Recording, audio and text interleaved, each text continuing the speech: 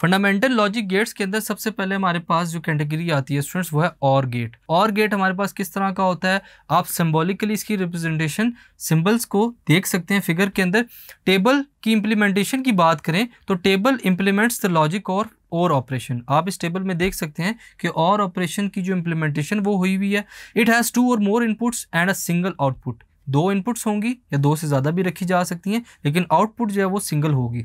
Output की value 1 होगी जब एटलीस्ट 2 में से एक इनपुट जो है स्टूडेंट्स वो 1 होगी। इसी तरह आपके पास x की वैल्यू या आउटपुट की वैल्यू 0 हो सकती है जब दोनों इनपुट्स आपके पास 0 होंगे। Thus it implements the truth table of और ऑपरेशन। तो ये आपके पास और ऑपरेशन का जो टेबल है वो रिप्रेजेंट करता है ऑपरेशन ऑफ और को। The mathematical notation for OR operation is x is equal to a plus b।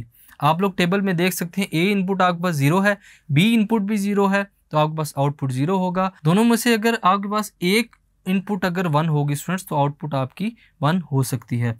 अगर आपके पास दोनों में से दोनों इनपुट्स जो हैं स्टूडेंट्स वो 1 होंगी तब भी आपके पास जो वैल्यू है 1 होगी। यह आपके पास कन्फिग्रेशन है और गेट की। एंड गेट की बात करते हैं स्टूडेंट्स, 2 या 2 से ज़्यादा इनपुट होंगी, एक सिंगल आउटपुट होगी। इसको ऐसा डिज़ाइन किया जाता है स्टूडेंट्स कि जो ट्रुथ टेबल है वो एंड ऑपरेशन को परफॉर्म कर सके। फॉर एग्जाम्पल आउटपुट आपकी 1 होगी कब, जब दोनों इनपुट्स जो हैं स्टूडेंट्स वो 1 होगी, और तमाम कम्बिनेशंस के लिए बाकी जो वैल्यू है स्टूडेंट्स आउटपुट की वो 0 होंगी। मैथमेटिकल नोटेशन क्या है एंड ऑपरेशन की, x is equal to a dot b, यानी कि दोनों वैल्यूज़ की जो प्रोडक्ट है स्टूडेंट्स वो हमारे पास आउटपुट की फॉर्म में हमें मिलेगी।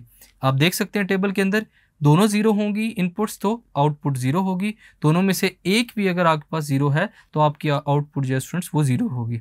सो अगर आपके पास दोनों इनपुट्स 1 है तो आपका आंसर आउटपुट भी 1 में ही होगा। फर्दर चलते हैं, आपके पास नेक्स्ट गेट है not gate. It performs the operation of inversion और कंप्लीमेंटेशन। आपके पास जो आंसर होता है स्टूडेंट्स वो किस फॉर्म में होता है, इन्वर्टेड फॉर्म में। कोई भी आपके पास फाइनल आउटपुट हो, आपके पास जो नॉट गेट अगर लगा हुआ है स्टूडेंट्स किसी भी सर्किट के आगे, तो वो क्या कर देगा, उसको इन्वर्ट कर देगा, इसीलिए इसको इन्वर्टर कहा जाता है। It changes a logic level of its opposite level. Opposite level में इसको चेंज कर देता है। It changes 1 to 0, 0 to 1। Symbolical representation जो है स्टूडेंट्स आपकी डायग्राम में शो की गई नॉट गेट की।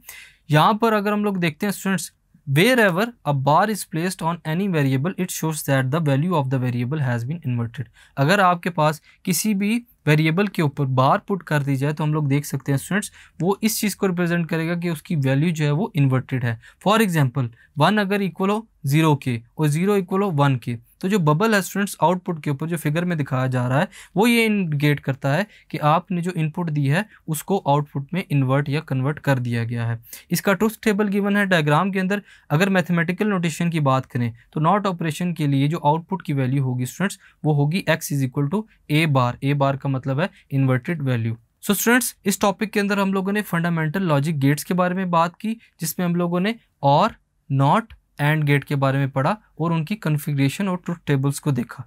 Thank you.